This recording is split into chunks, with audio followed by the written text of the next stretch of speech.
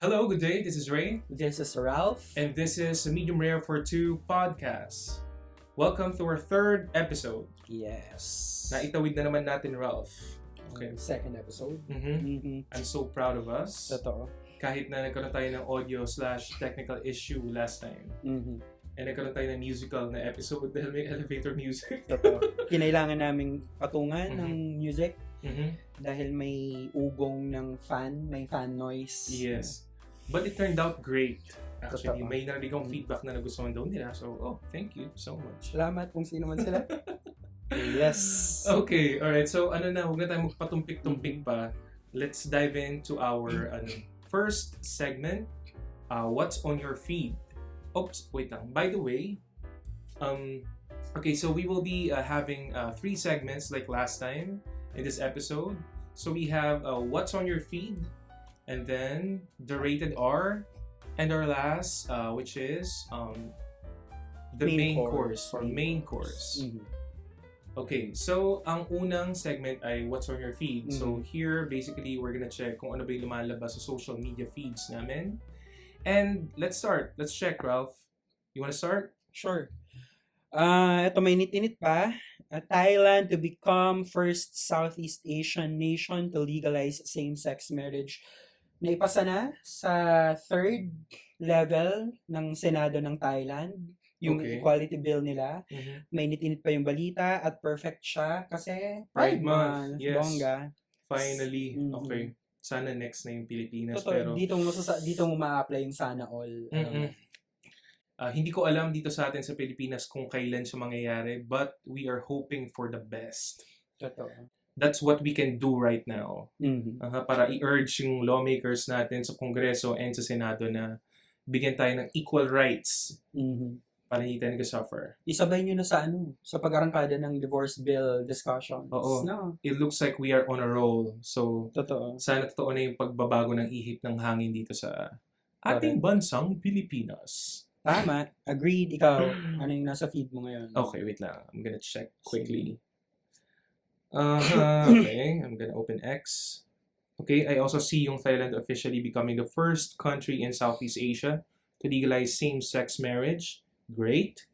And, okay, ang nakikita ko dito yung announcement ni Katy Perry na mag-release siya ng bagong song on July 11 and video on July 12. So, okay, so after ilang years, magkakaroon na naman siya ng bagong music release. Sana this time it's better for her. Yes. And for the fans. Then, For the fans, yeah. I'm such a huge fan of Katy Perry, especially nung One of the Boys and Teenage Dream albums niya. Sana, same quality din ng songs ang makuha natin for this era. Siya ba nagsusulat ng kanta niya? I think she's one of the songwriters ng song sa albums niya. Okay, what's on your other stuff there? Okay, sa akin naman, ang pangalawa ay ang posts tungkol sa season premiere ng season 2 ng House of the Dragon. So, pinag-uusapan siya ngayon, marami disappointed, marami namang kalma lang. Na-review ko na rin siya. So, i-search nyo na lang yung pangalan ko tsaka ABS-CBN News, lalabas yun. Napanood mo na ba? Happy for you, Ralph. Yes, napanood ko siya kagabi. And it's good. It's slow and medyo wala pang masyadong action aside from yung nangyari at the end. No spoilers para ma-enjoy nyo pa rin. But yeah, I think it's a nice start for this new season. And can't wait for more. Kasi I'm a huge fan of Game of Thrones except yung last season and some parts of second last season. And I think itong prequel na to, maganda yung pagkakagawa niya. So far, sobrang invested ako sa character ni Rhaenyra. So, I'm Team Black, not Team Green. Ikaw ba? Team green ako ngayon for some reason. What? Ang balik na tapos naka-green ka tapos ako yung naka-black. Oh my God! Hindi namin to sinadya. Yes, anong tawag dun sa sa Serendipity. phenomenon na yun? Serendipity. Nice. Bongga. Team green ako ngayon. Medyo naiirita ako sa team black. Pero yun, ako naman medyo underwhelmed. Pero nasa review ko yun. So, hanapin nyo na lang. Next, nandito naman ako sa Facebook app ko and ang unang bumungad sa akin ay screenshot ng Instagram comment ni Catriona Gray.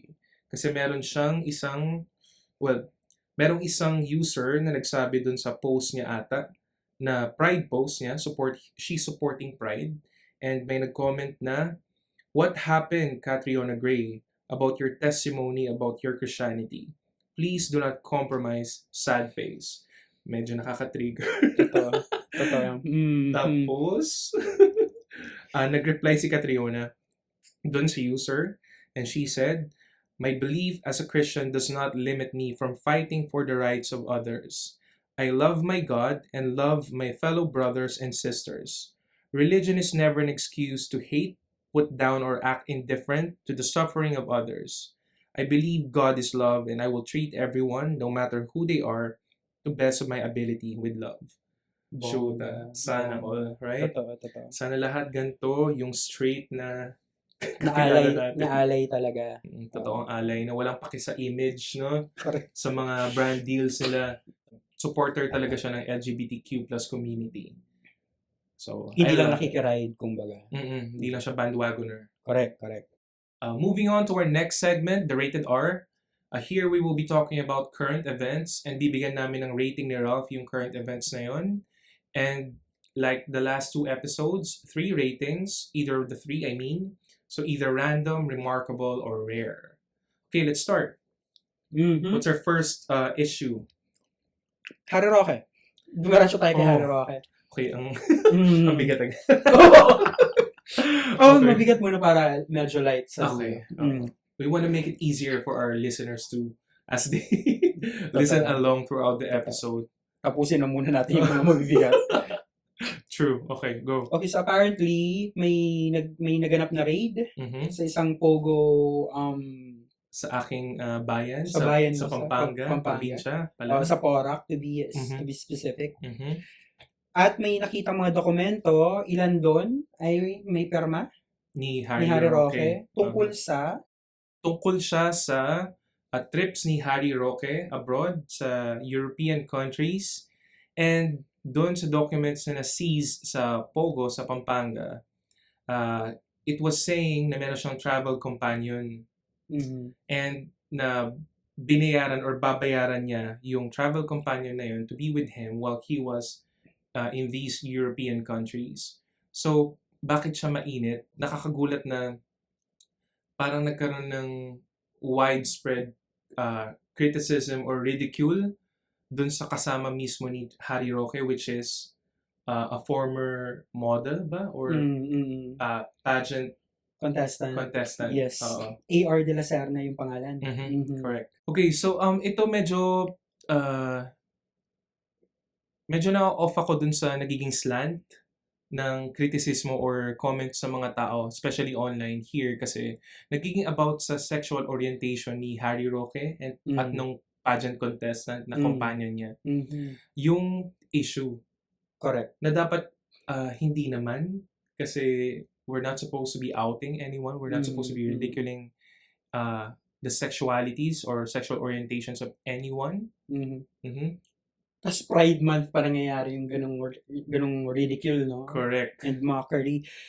Totoo, and nagkakaroon kasi ng out of focus na naman na hindi naman talaga dapat yun yung pinag-uusapan natin to begin with, kasi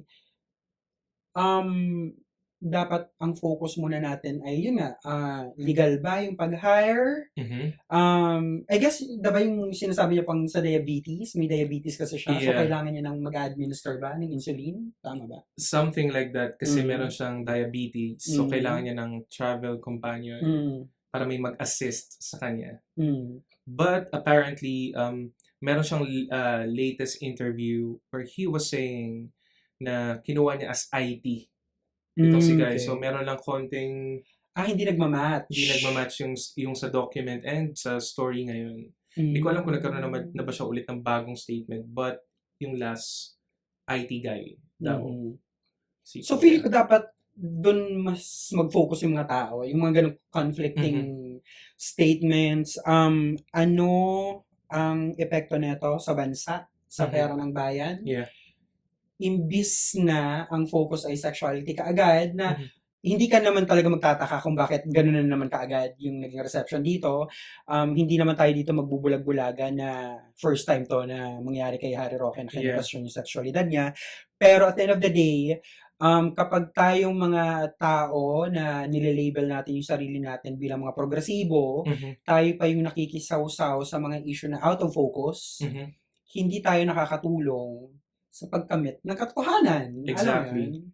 So yun, ang off lang na yung mga taong inaasahan mo na magre-redirect sa'yo sa tamang focus, Mhm. sila pa ngayon yung mga nakikisawsaw sa Yeah. issue na to. Parang they're fanning the flames of discrimination or homophobia. Kasi we're not supposed to be outing someone. We're not supposed to be ridiculing someone's sexual orientation. Kasi tayo yung main target ng ganong klaseng hate. Totoo. It's so ironic. Correct. At speaking of irony, ang dami ko nakikita na yung mga bakla mismo, mga Yeah. bakla mismo na nasa progresibong side, yung nakikisawsaw sa issue. So yun lang, frustrating lang siya. Mm-mm. Mm. And yeah, like parang siguro may add ko lang, parang just like yung Alice Go na issue, okay, merong illegalidad dun sa Pogo sa Tarlac. And then there's this spy layer na major diversion. And once again, here sa Porac, Pampanga, may issue na naman ng illegalidad sa Pogo. Nagkaroon na naman ng diversion sa sexual orientation ni Harry Roque and yung travel companion niya. So parang tinatakpan na naman yung main issue na ang daming illegal activities ng Pogo dito sa bansa natin. Mm. Ang rating ko here is random kasi ang random ng pag-focus dun sa sexual orientation when in fact dapat hindi yun yung pinag-uusapan natin. Ako din, sobrang nararamdaman. Mhm. Though, again, hindi ako nagtataka kasi kinukuha mo talaga yung interest ng publiko dito eh. Tapos nung nakita ko rin yung pictures ng guy, Mhm. parang shit. Ano, hindi ako magpapaka-hypocrite ako. Yeah, ooh, that dude is hot. Parang Totoo. but not the point. Exactly. It's not the point. Bongga. Okay. Moving on to our second rated R topic. Mhm. Walang Metro Manila Pride March and Festival this year. The non-profit organization announced na hindi sila mag-hold ng Pride March at Festival. Walang sinabing official na dahilan. Yes. Eh, parang they just said na, okay, wala mang Pride, parang event or march that they will be hosting this year. Tuloy pa rin ang laban or something like that. Yun lang yung statement eh. No official reason why they're not doing it this year. Mhm. So, ibig sabihin na ito, isa na lang yung major Pride event, at least sa Metro Manila. Mhm. So, pag sinabi natin major, the biggest. Mhm. So, it's gonna be QC Pride on the 22nd of June. So, Sabado na. Yeah, Sabado. So, yun. Atan ka? Yes, na-miss ko yung last year because of a conflicting event. But this year, I'm gonna make sure na nandun ako kasi it's one of the few times in a year that I can show support to the community. So I have to be there. And sana lahat din ng kapwa LGBTQ+ natin. If you can attend, please attend. Plus our allies. Kailan yung first Pride March mo? First Pride March ko is 2018.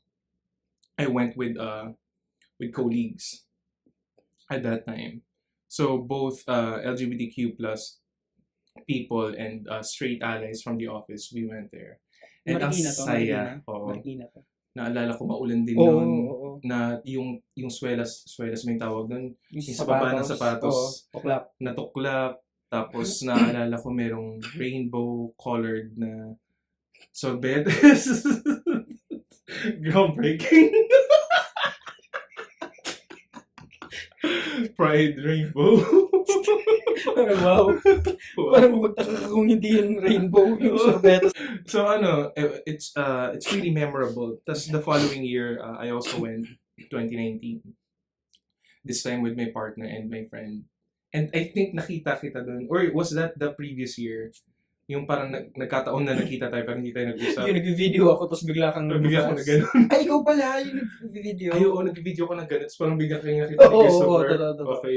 Hindi ko sure kung 2018 yun or 2019. Pero anyway, yeah. Yeah, so nagkita pa rin tayo. So ikaw din, pupunta ka? Definitely, kasama ko yung mga taga-Open Table MCC na pag-uusapan natin mamaya sa ating main course. Okay. So, yeah, anong rating mo na walang Metro Manila Pride March and Festival this year?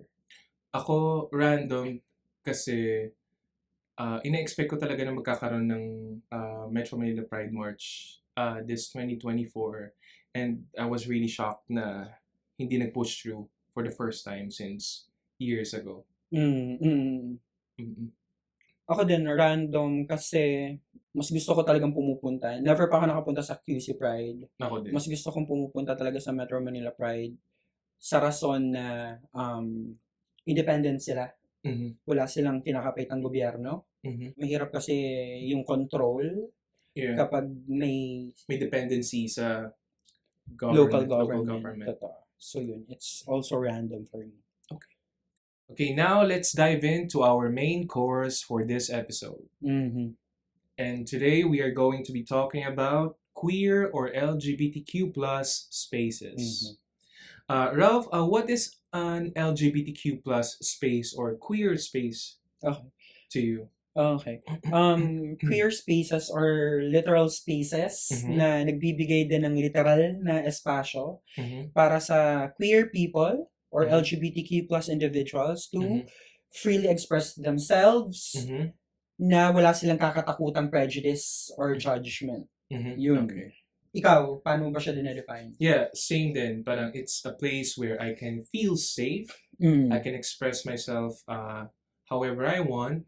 I can talk about my experience of being gay without being judged by other people. So essentially, the way you described it, that is an LGBTQ plus or queer space to me.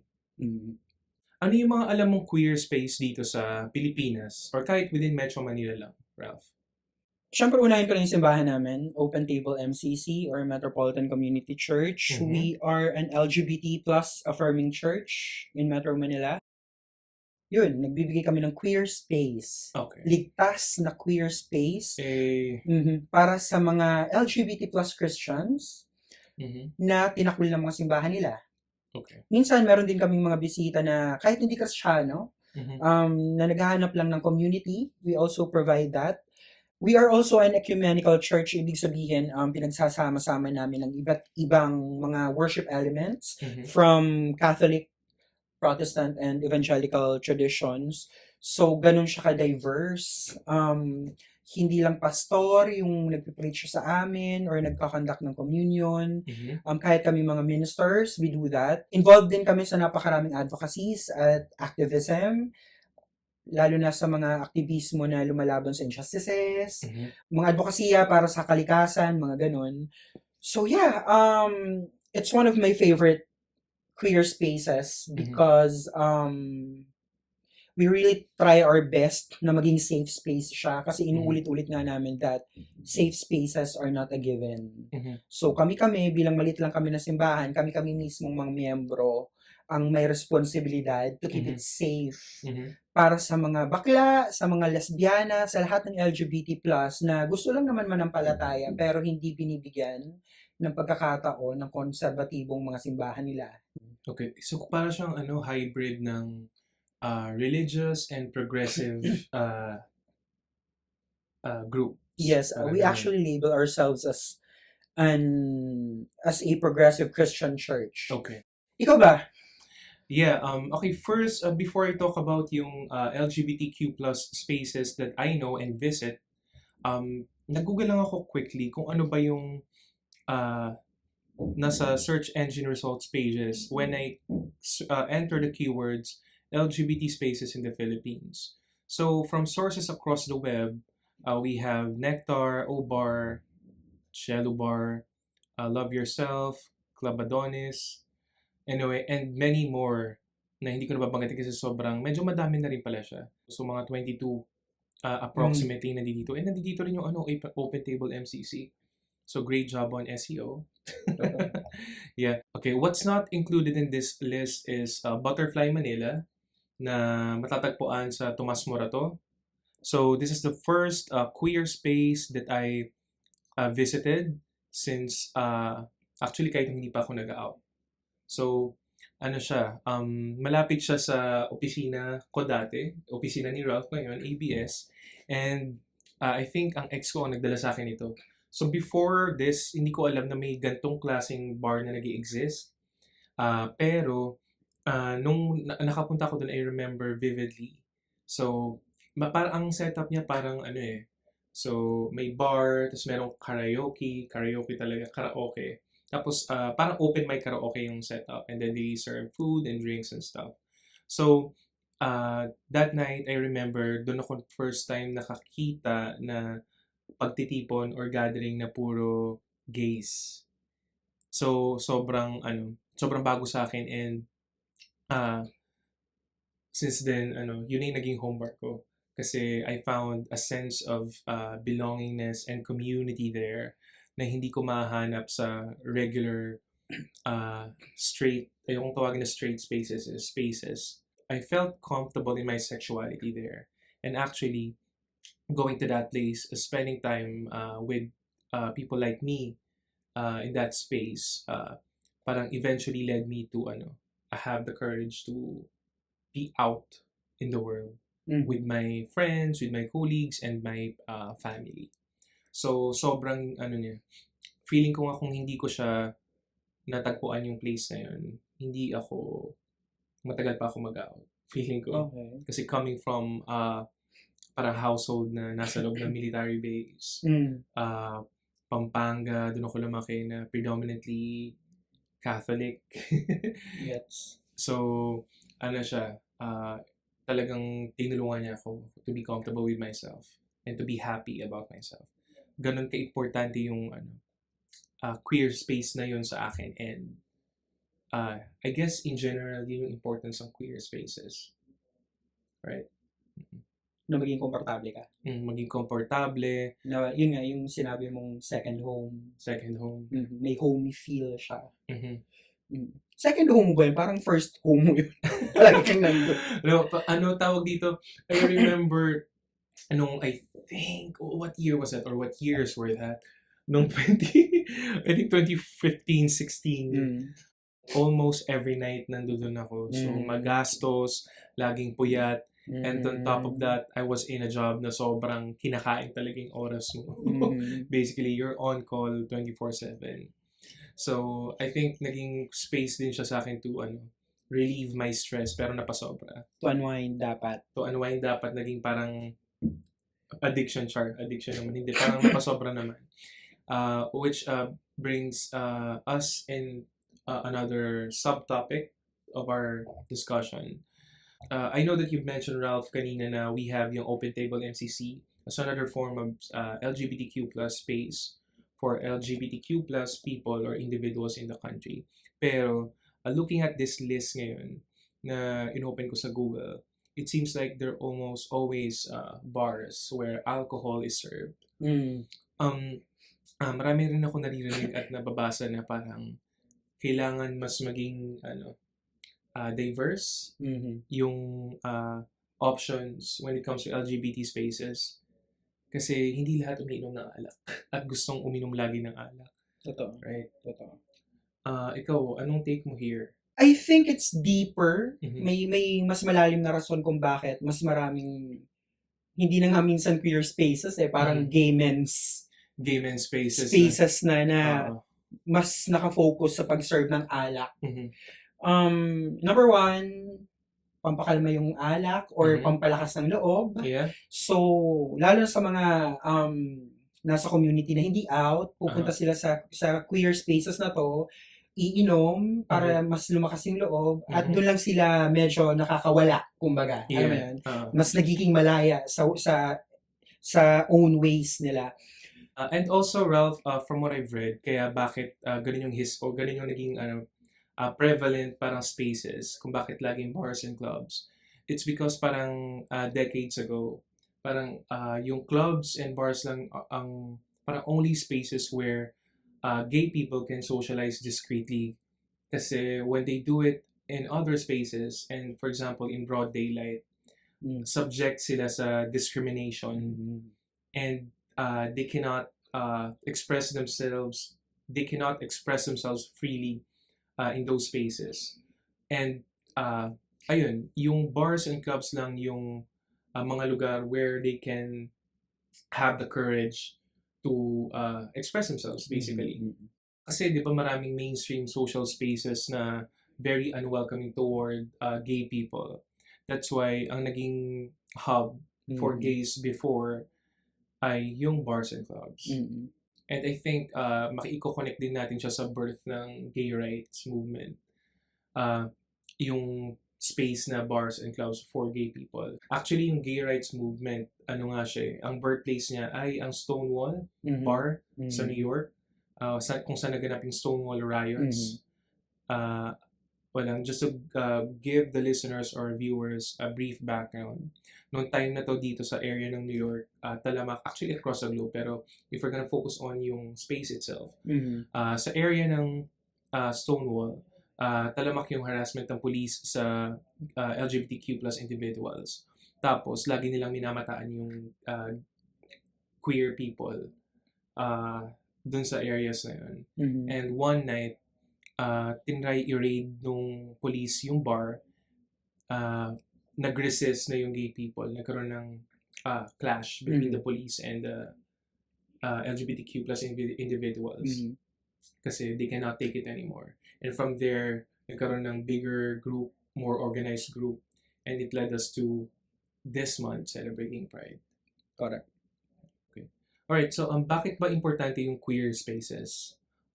Importante yung queer spaces because dito makakaramdam yung katulad nating LGBTQ plus people or individuals ng safety and acceptance. Again, like what I've said earlier, it's a refuge from discrimination.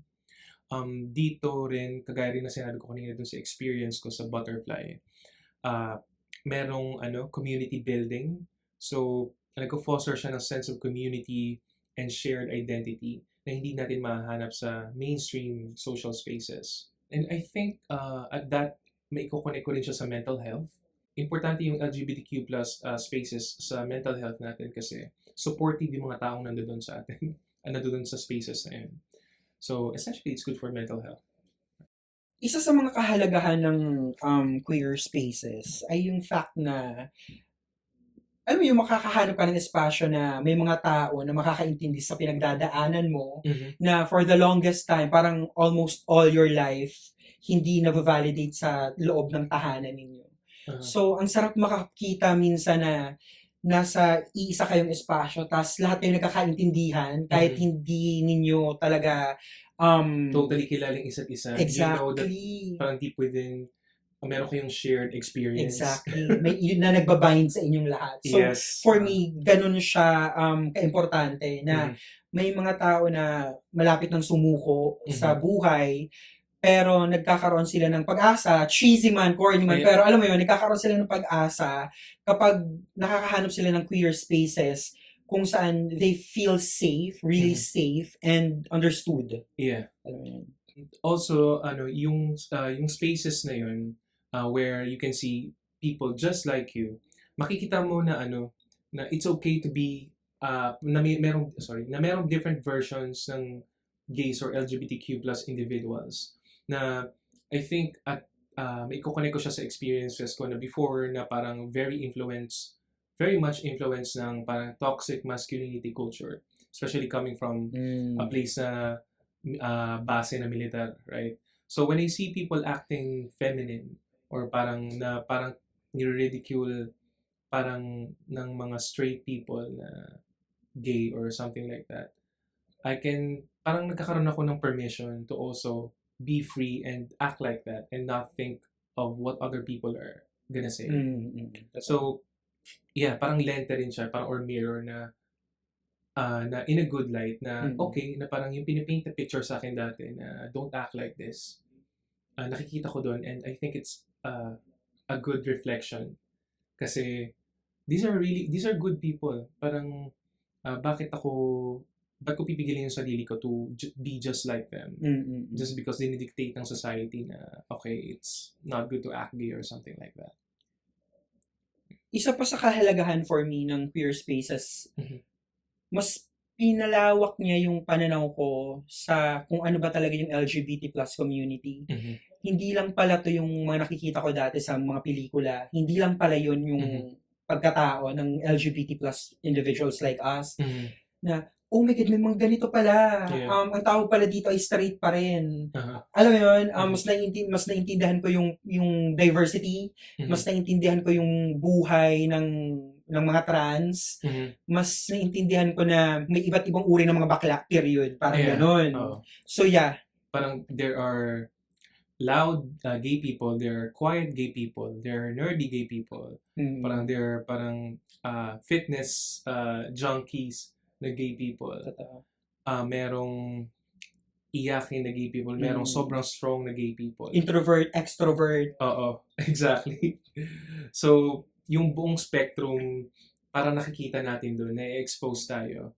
And because of that, we are less ignorant. Correct.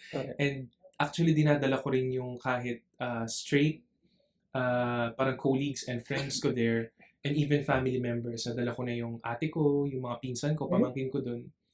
Wala pa, just so they can experience or see how gay people are like. Kasi ang limited lang din yung alam ng mga yan eh. Especially kung wala silang kakilala sa work or their spaces na gay people. Doon nila makikita na wala namang pinagkaiba. Yeah, we're just all the same. Totoo. Ang pinagkaiba lang is yung gender, and yung gender nga, parang you don't have a name tag on you na parang I'm gay. Correct. Parang kung ano yung personality nito, quiet to, loud to, nerdy to, or whatever. Pare-pareho lang tayo. Correct. Gusto lang nating uminom ng alak, Exactly. kumanta, Mm-mm. magsaya, Yeah. makalimot, panandalian, Worship. Oh, We're just like everyone else. totoo. Maiba naman tayo, Ralph. Another sub-topic na Mm.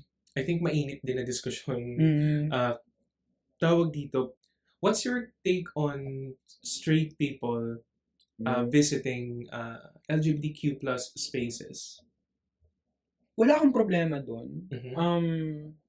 I don't think kailangang magka-problema sa aspetong yon. For me, we always talk about diversity, inclusion, Mhm.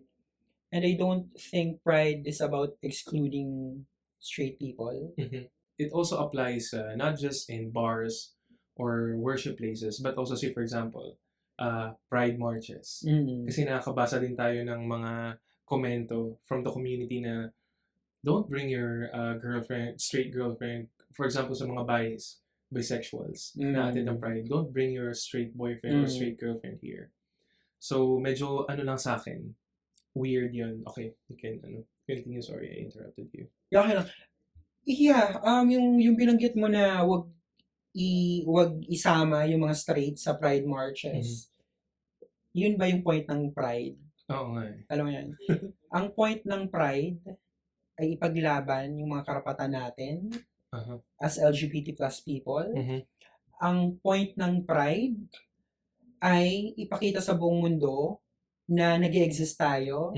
So, kailangan natin ng karapatan na pantay, karapatan na na-enjoy at napapakinabangan ng mga straight. Hindi punto ng pride ang mang-exclude ng mga straight. Yeah. Pwede ko siya i-connect ngayon sa Open Table MCC. We have members or visitors na straight. Hindi ka naman papalabasin sa simbahan namin. Alam mo yun? Because it defeats the purpose of providing safe spaces. Yeah. Alam mo yun? Yeah, I agree. Kasi we need to lift each other up, right? Like parang hindi tayo aangat kung meron tayong ibababa or i-exclude. Correct. Parang okay, ang dami nating ebas tungkol sa pagkakaroon ng mas marami pa sanang allies. Unfortunately, sa community din natin madalas nanggagaling yung mga ganyang kuda na, ba't may mga straight dito sa O-Bar? Alam mo yun? Parang, ano ba yan? Ba't may mga nagsa-celebrate ng engagement? Blah, blah, blah, ganun. For me, it's futile. It's unnecessary. Alam mo yan? Hindi siya nakakatulong sa advocacy for me. Yeah, it doesn't. Ano siya eh, tawag dito. Although, parang meron ako na research or nabasa na, for example, yung places like Castro in San Francisco, parang sobrang LGBT-centric ata na establishments there before.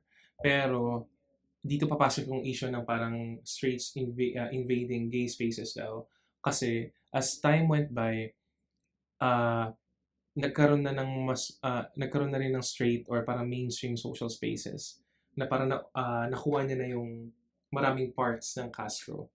Well, versus before, na it used to be just mostly gay spaces. So, yun yung other side. Pero actually, nag-agree pa rin ako sa'yo na parang we should not exclude kasi we need them to fight this battle as well. Hindi natin kaya ng tayo lang to. Right?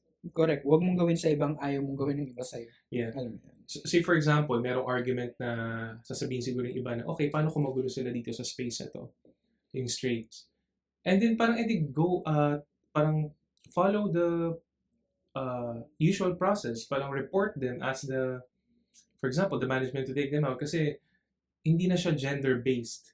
Right? Parang na ayaw natin ginagawa sa atin na parang dahil sa gender natin, papaalisin natin sila. Like parang you take them out kasi meron silang ginagawang mali, their actions, not because they're straight people. Exactly. Mm-hmm.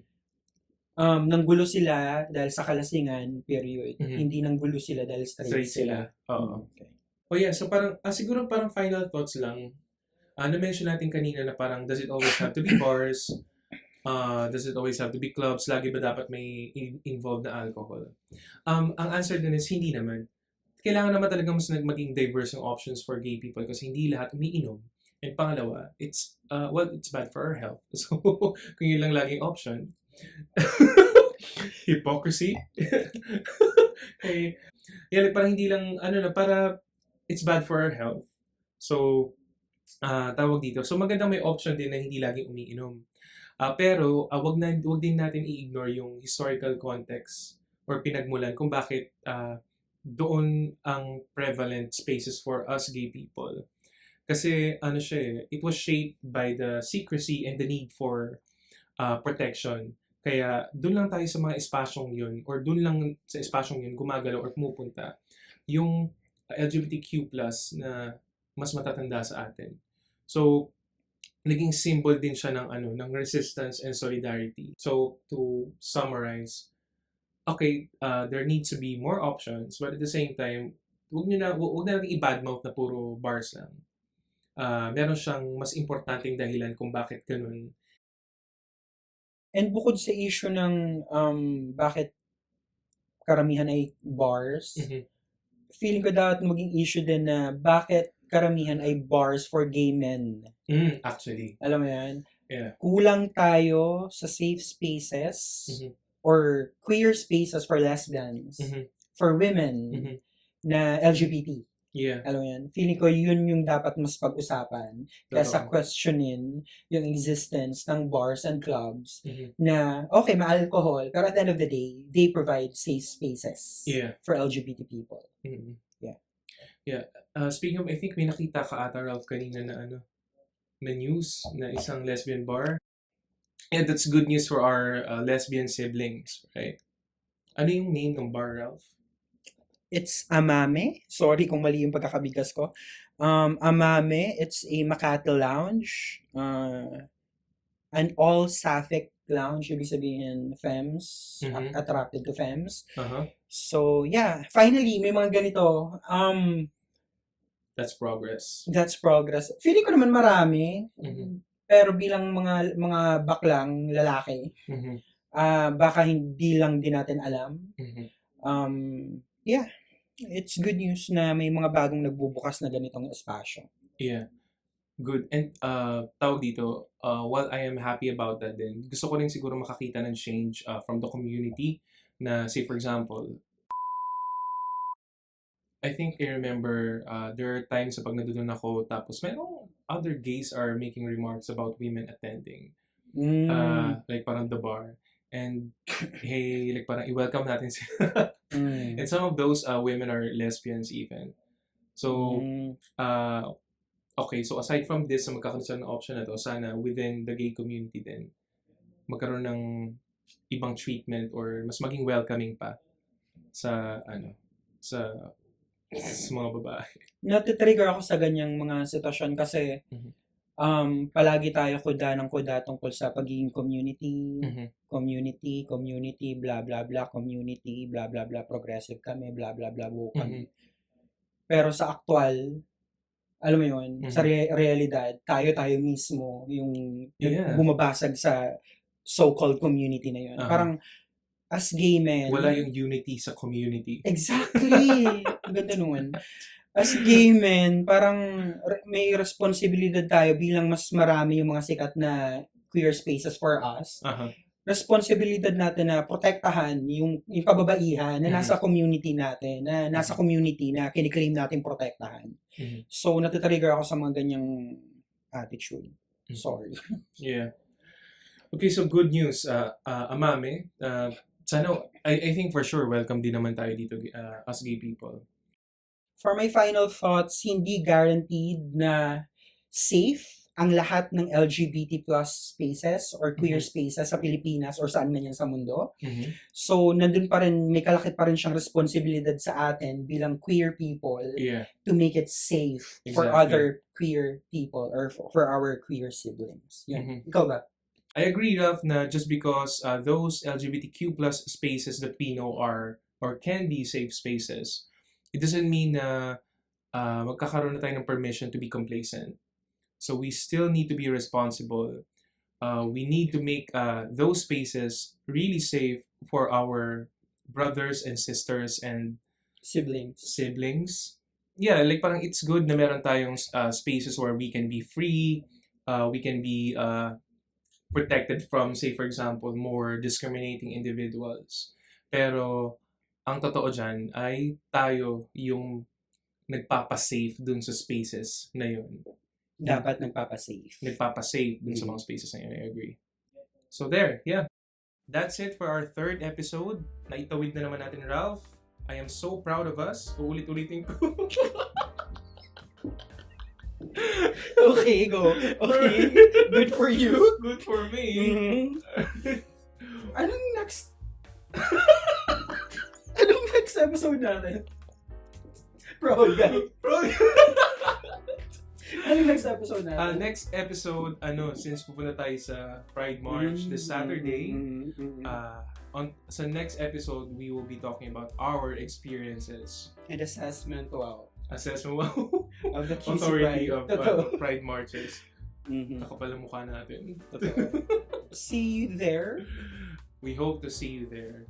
Sino man kayo. Oo. Kayong 44 subscribers namin. Uy, sana pataasin natin yun. Totoo. Invite more people to subscribe to us. Correct. Yung parang kalahati nun angkan ko. So, hindi pala sila makakapunta sa Pride March kasi nasa Bicol. Anyway, yeah. Okay, so thank you everyone and we will see you again next week. Bye-bye. Bye-bye.